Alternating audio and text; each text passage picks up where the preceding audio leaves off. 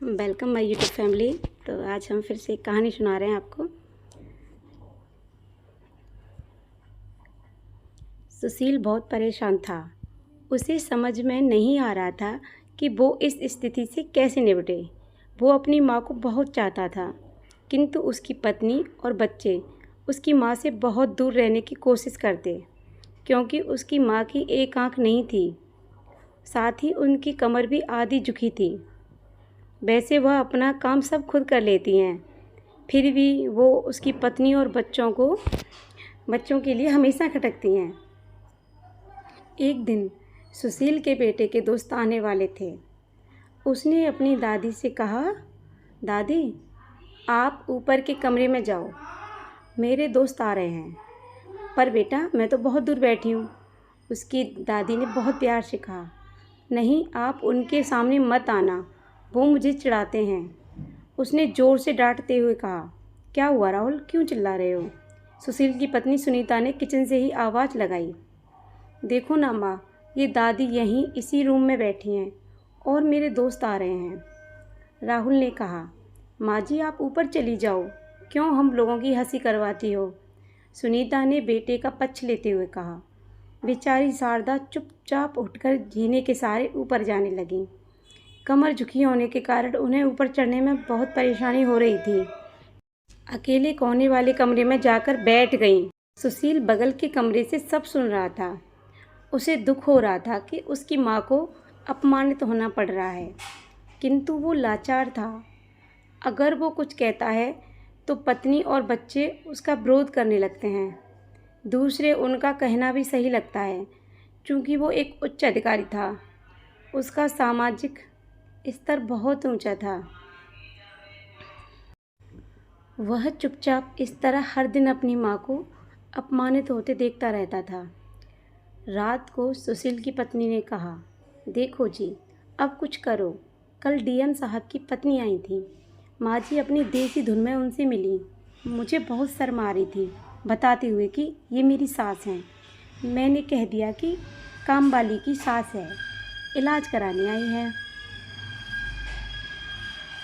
सुशील को रोना आ गया, किंतु फिर भी वह चुप रहा। उसे समझ में नहीं आ रहा था कि वो क्या करे।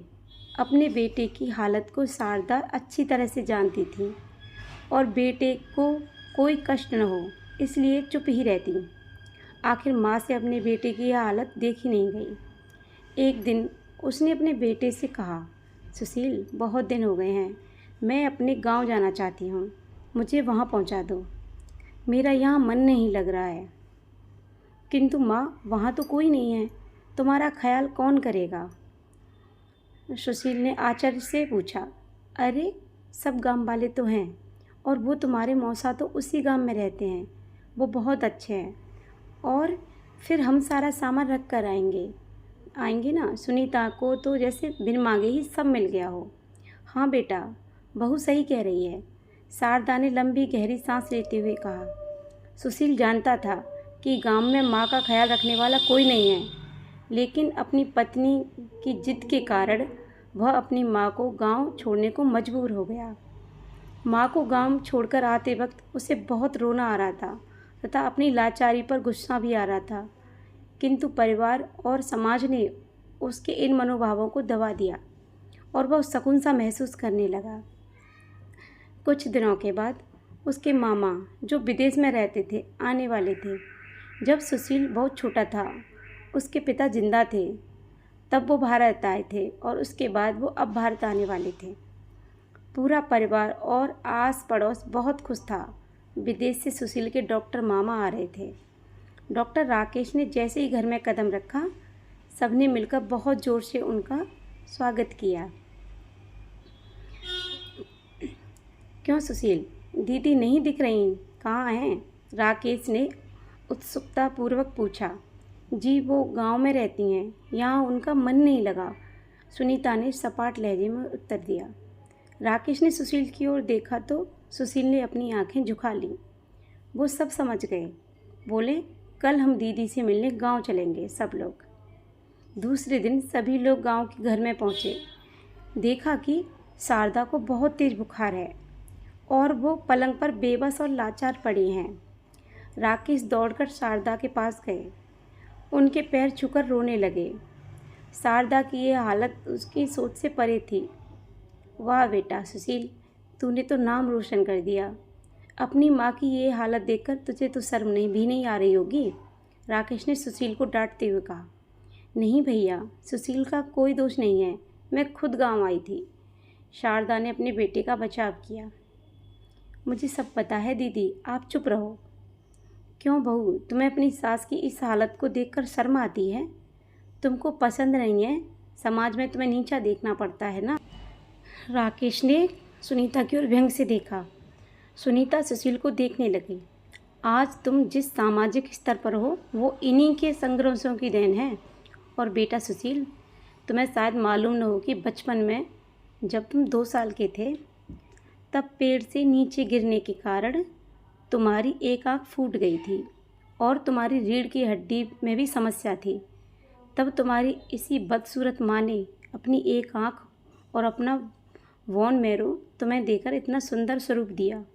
बेटा, इतने सालों तक मेहनत करके बेटे को अधिकारी बनाने वाली इस संघर्षशील औरत की तुम लोगों ने यह दशा कर दी। तुम्हें भगवान कभी माफ़ नहीं करेगा। राकेश की आंखों से जलधारा बह रही थी। अब दीदी आप मेरे साथ जाएंगी, यहाँ इन मतलबी लोगों के बीच नहीं रहेंगी। राकेश ने शारदा से कहा। सुशील को तो काटो खून नहीं था। डॉक्टर राकेश जो उसके मामा थे, उन्होंने जो राज बताया उसके बाद तो सुशील को लग रहा था कि उससे ज़्यादा पापी इस दुनिया में कोई और है ही नहीं। वो दौड़ता गया और माँ के कदमों से लिपट गया। मेरा अपराध बहुत बड़ा है, मैं माफ़ी के लायक नहीं हूँ। मैं जानबूझकर चुप्पी साधे रहा, आपका अपमान करवाता रहा। अब सिर्फ आप ही उस घर में मेरे साथ रहेंगी और कोई नहीं। सुशील ने अपनी पत्नी और बच्चों को देखा। सुनीता को भी बहुत पश्चाताप हो रहा था, लेकिन उसकी हिम्मत नहीं हो रही थी कि वो शारदा से आंख मिलाए। शारदा ने सुनीता की स्थिति को समझकर उसको पुचकारते हुए अपने पास बुलाया और सुशील को डांटते हुए कहा, खबरदार, जो मेरी बहू को मुझसे अलग करने की कोशिश की तो तुझे ही घर से बाहर निकाल दूंगी। सुनीता और बच्चों ने शारदा के पैर पकड़ते हुए अपने व्यवहार पर माफ़ी मांगी और माँ के हृदय ने सबको माफ़ कर दिया। तो आप लोग बताना कि आपको इस कहानी से क्या सीख मिली। अगर आपको ये कहानी अच्छी, प्लीज़ अच्छे कमेंट करना, लाइक करना, सब्सक्राइब करना। ये कहानी हमने सोशल मीडिया से ली है। धन्यवाद।